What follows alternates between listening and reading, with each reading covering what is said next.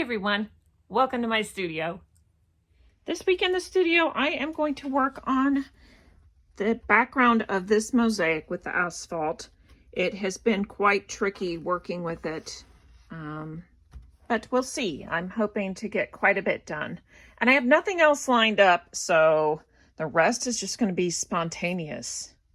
Not sure what I'll come up with.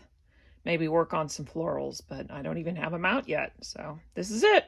Okay, I do have another project set up. I'm working on another butterfly, this orange one, and I'm working on it inside because it's nice and warm in here. So this is sort of my reward. If I can get some of that other one done, then I get to come in here and work on this little beauty. That's it.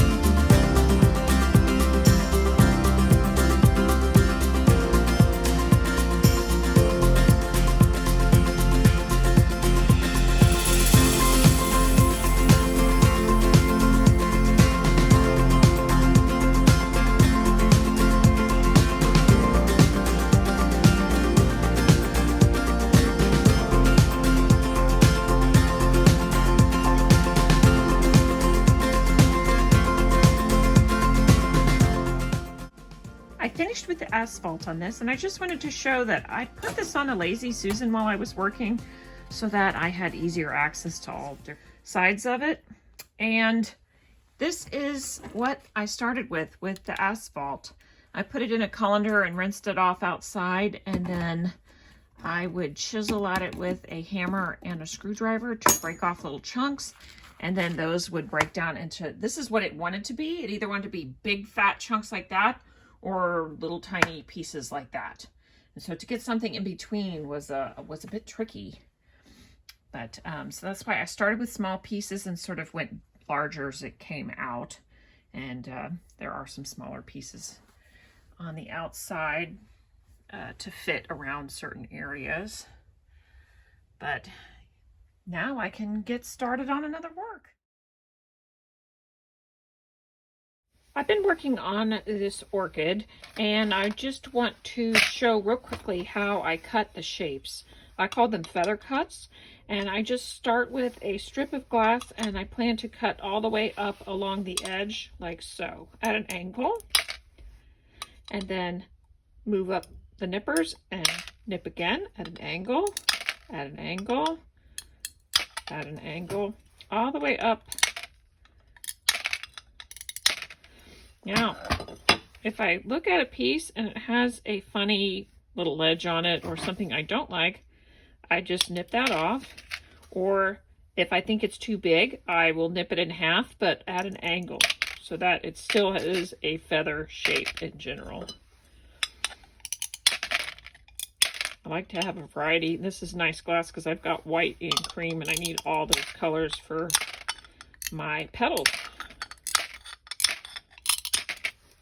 And then as far as placement, I am just following the veining on the petals to get the placement, and I've already hit the highlight parts with brighter white, and so now I'm just filling in the rest.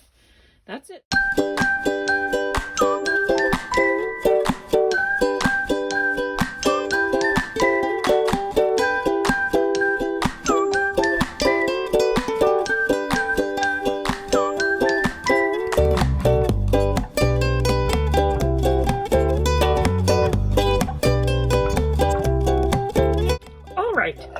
necessity, I have found that if I want to wear goggles and my readers, it just doesn't work because there are too many of these sidebars trying to rest on my ear at the same time.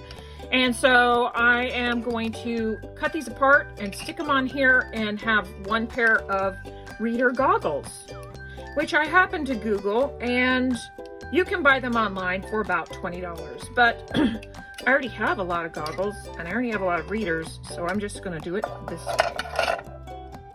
I have no idea if this will work or not. But the first thing I did before I start is I cleaned both of them so that they're nice and shiny. And so I'm just going to break the handles off this. There we go. I guess I could have unscrewed it, but it's easy.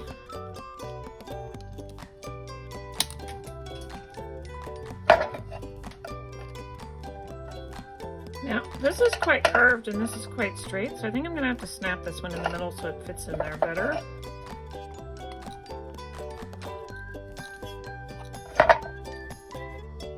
But I don't want, maybe I could just pop the lenses out. We'll see what happens. There we go. I guess popping the lenses out would give a better aesthetic.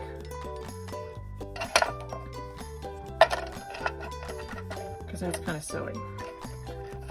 I'm gonna do that.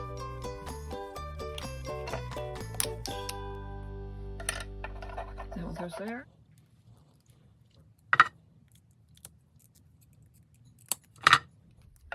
And that one goes there. I'm gonna mix up some epoxy and stick them in there. All right, change of plans. I decided not to use epoxy. I thought it was just not fashionable enough with the big black blobs, and I'm using E6000 because it's clear and I don't need a whole lot to stick it on there. Let's see, I want it to go right in the middle. Okay, both the goggles and the lenses are curved just a little bit, so it fits in there quite nicely. Now the other one.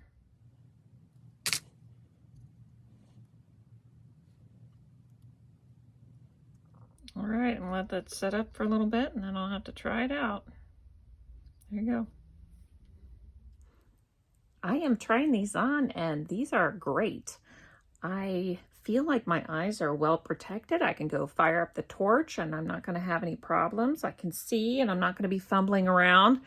I had to wait for the E6000 to cure all the way because I didn't want those fumes near my eyes.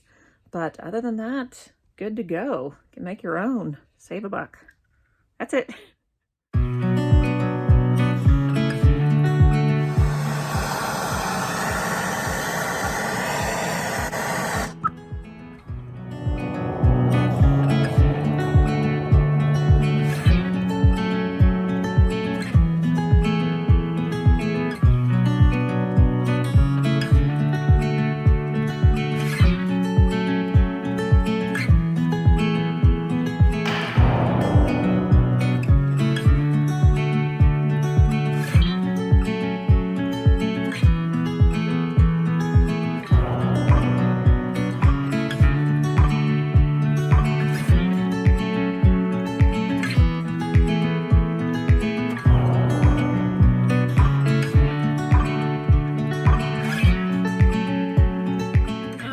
Teach, they have an exhibit coming up this spring called Good Cup, Bad Cup. And as you can imagine, it's quite a nice outlet for those who do ceramics or even painting. You want to paint cups. But mosaic cups are not very practical because it would get too heavy and it's unnecessary. It's not like you need a decorative coffee cup. I'm going the route of bad cup, and I am making a cup out of wire. And I am planning on attaching pieces of ceramic to it. It's going to be quite the useless cup. It's going to be a very bad cup, I think, as far as usefulness. So that's what I'm working on now.